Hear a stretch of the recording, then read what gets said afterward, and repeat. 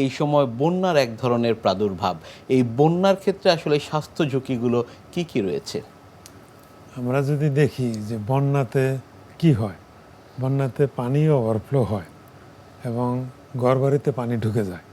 তো এই যে পানিটা ঢুকে এটা কিন্তু ড্রেন, আশপাশের ময়লা এগুলি বিধৌত অবস্থায় ঢুকে। নিশ্চয়ই। তার মানে এই পানিটা হলো অপরিশোধিত এবং বিষাক্ত। আর মানুষ কিন্তু তখন বন্দী হয়ে যায় ঘরে, যেন তার পানির অভাবটাই সবচেয়ে বেশি থাকে। ইভেন অনেক বেশি পানি হলে টিউবওয়েলের যে মুখ এগুলিতেও কিন্তু দূষিত পানি ঢুকে। তার মানে পানির সোর্সটা তাই অ্যাভেলেবল থাকে না। তো পানিবাহিত এই জন্য, তারপরেও তো মানুষের পানি ইউজ করতে হয়। নিশ্চয়ই। এই জন্যই পানিবাহিত অসুখগুলি খুব তাড়াতাড়ি তাদের মধ্যে ছড়ায় যায়।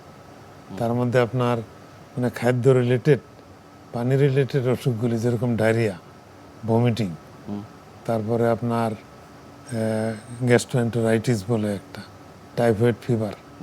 আবার দেখবেন যে এই পানির মধ্যেই তো চলাচল করতেছে, গোসল করতে পারে না, পানি শরীরে লাগে, তখন দেখা যায় যে ঠিক মতো ওয়াশ করতে পারে না, তখন স্কিন ডিজিজ হয়। আবার ঠান্ডা লাগে, পানি তো ঠান্ডা, বিছানার উপরেও পানি উঠে যায়, তখন তার সর্দি কাশি, এবং যাদের যাদের বাচ্চা অথবা বয়স্ক লোক থাকলে নিউমোনিয়া হয়ে যায়।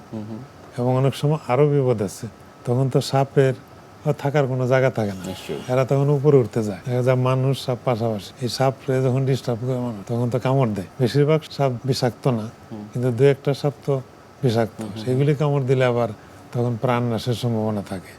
এই সব কিছু মিলিয়ে বন্যার সময় এই স্বাস্থ্য ঝুঁকিগুলি সবচেয়ে বেশি থাকে। পানিবাহিত রোগগুলোর প্রাদুর্ভাবটি কেমন দেখছেন বর্তমান বাংলাদেশ প্রেক্ষাপটে?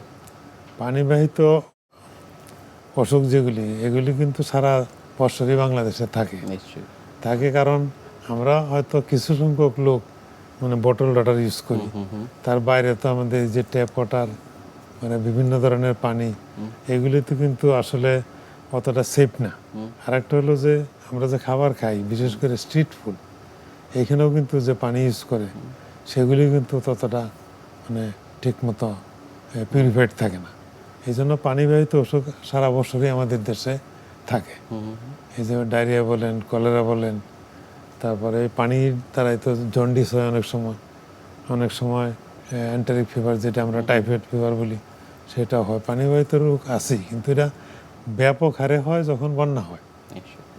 বন্যার সময় এটা ব্যাপক হারে একটা নির্দিষ্ট এলাকাতে, এখন ধরেন চিটাগাং বন্যা সেখানে হবে, সিলেট বন্যা সেখানে হবে, অন্যান্য এরিয়াতে যখন বন্যা হয় তখন এই অসুখগুলির প্রাদুর্ভাব অনেকাংশে বেড়ে যায়। নিশ্চয়ই।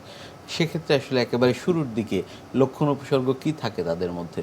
শুরু যেরকম কলেরা এবং ডায়রিয়া হলে তো বারবার তার পাতলা পায়খানা হবে, এবং অনেক সময় বমি হইতে পারে, সাথে জ্বর থাকতে পারে, এবং যখনই তার এই অসুখগুলি আসে তখন তো সে খেতে পারে না, খাওয়ার তার না খাওয়ার জন্য সে দুর্বল হয়ে যায়, এবং তার উইকনেস ফিল করে, কোনো কাজকর্ম সে করতে পারে না, কাজকর্ম করার আগ্রহ থাকে না, খাওয়া দাওয়ার প্রতিও আগ্রহ থাকে না, পেট ফাঁপা থাকে। এই সমস্ত উপসর্গগুলি বেশিরভাগ দেখা দেয়, সাথে কিন্তু জ্বর থাকে।